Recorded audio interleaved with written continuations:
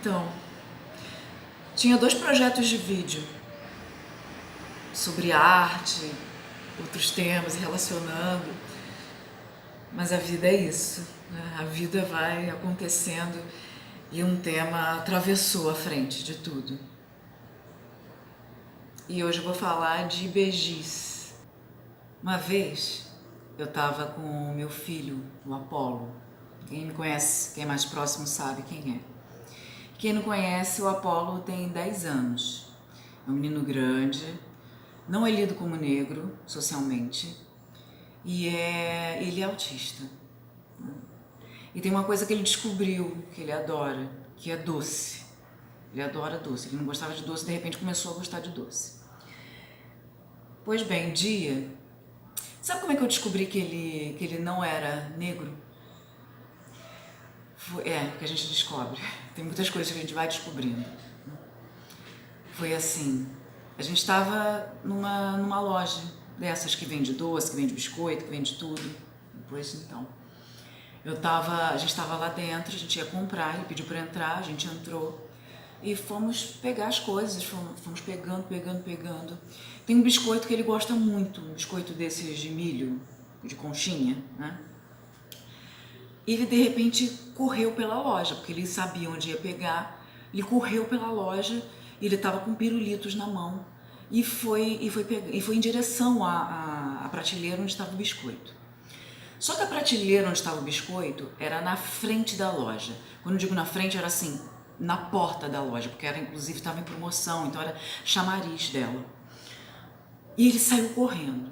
Na mesma hora que ele saiu correndo, eu arregalei o olho e saltei. E eu, assim, tem coisas comigo, eu não queria gritar, e saí correndo atrás dele para poder contê-lo. E naquela coisa, né? Por quê? Na minha cabeça, eu como mulher negra, uma criança correndo dentro de uma loja, o que vai acontecer com ela? Um vendedor, um segurança, alguém, aquela pessoa que esteja na porta, alguém vai segurá-la, alguém vai contê-la, alguém vai levar para dentro, alguém vai... Eu já pensei em tudo, né? Porque a gente, quando é mãe, a gente já começa a pensar nas questões mais extremas. E polícia, enfim. Só que não. Nada disso aconteceu com o Apolo. O Apolo correu, claro, as pessoas pararam, olharam, mas ninguém foi atrás dele. Ninguém impediu, fez menção na porta de impedi-lo de sair. Ninguém. Nada. E foi aí que eu entendi que o Apolo não era lido como negro. Porque essa era uma resposta que eu esperava, porque eu vejo que é assim, com todo e qualquer menino, criança, menina negra, dentro de qualquer estabelecimento comercial, aqui no Brasil, talvez em outros lugares também, mas aqui no Brasil, aqui no Rio de Janeiro, sim, é assim. E daí eu lembrei de um Itã, né? Falando de criança, de doce, a gente lembra de Ibeji. Existe um Itã que fala sobre a morte.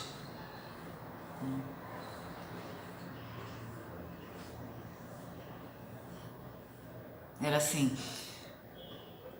Iku, a morte, Iku ficou descontrolada.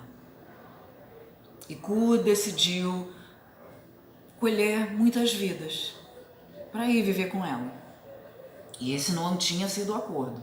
O acordo era que Iku ia esperar o tempo de cada pessoa, o tempo de vida de cada pessoa, o tempo das ações de cada pessoa aqui no Aê, aqui na Terra.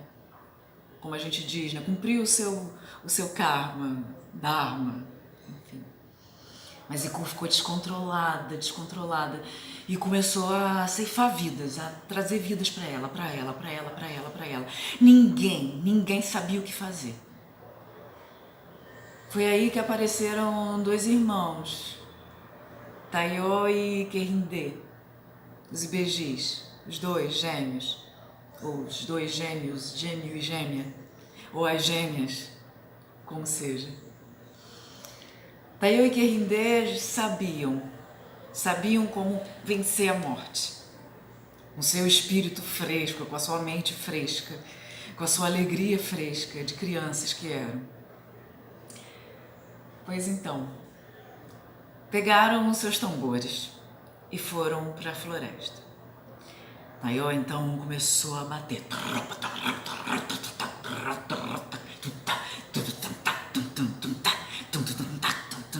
E começou a tocar um som de música, um som que fazia o corpo mexer dos pés até a cabeça. Todo mundo da aldeia viu, e Iku também.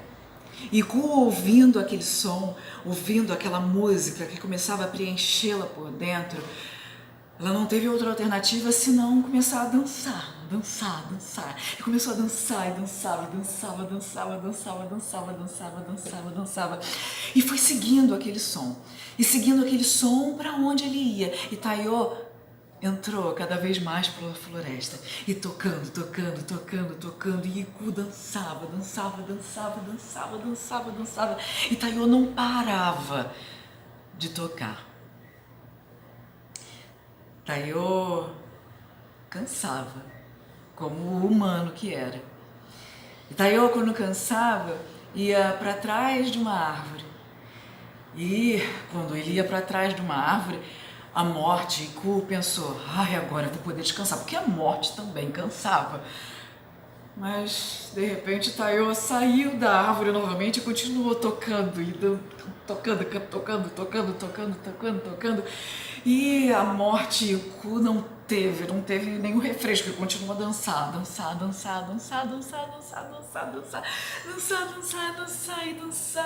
E assim se passaram mais horas, e se passaram mais dias, e se passaram mais semanas, e se passou o tempo, e a morte, Iku, não aguentava mais dançar.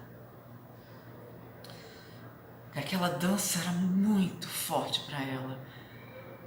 Era a dança da vida. E a morte então virou para o tocador. Ela não sabia ainda o nome dele. Perguntou, tocador, para de tocar. Para de tocar porque eu não consigo mais. Eu preciso seguir o meu destino. Eu tenho que seguir a minha função, porque até a morte tem a sua função no momento certo. E o tocador tocando disse, Iku, eu te conheço. Se eu parar de tocar, você vai continuar ceifando a vida da minha família, da minha grande família, do meu povo. Eu só vou parar de tocar se você prometer que você vai se controlar, que você vai obedecer à dança da vida, que você vai entender que cada pessoa tem o seu tempo e que você precisa respeitá-lo. Iku, que não aguentava mais, prometeu, porque até a morte tem palavra. Iku prometeu que não ia mais ceifar a morte de qualquer pessoa antes que ela cumprisse a sua função, o seu tempo aqui, o seu acordo com o Orun.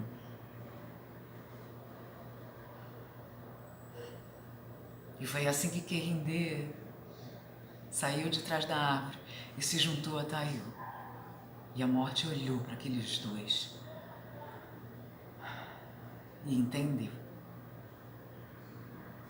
Quando eu penso, né, e penso nas minhas referências negras, africanas, e eu lembro sempre desse Tan, eu fico imaginando que não é à toa que aqui na diáspora a gente enfrenta esse grande mal, que é esse descontrole da morte sobre a nossa juventude.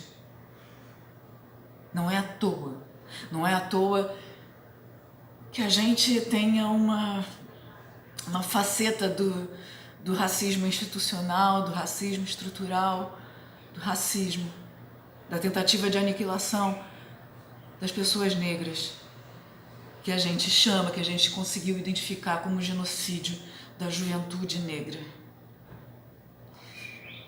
Porque é ela que refresca a sociedade, é ela que carrega a tradição, e é ela que renova a tradição. É ela que leva o projeto de vida, o projeto de ser, o projeto de estar, o projeto de se relacionar adiante. Não é à toa. Não é à toa que a morte se descontrola.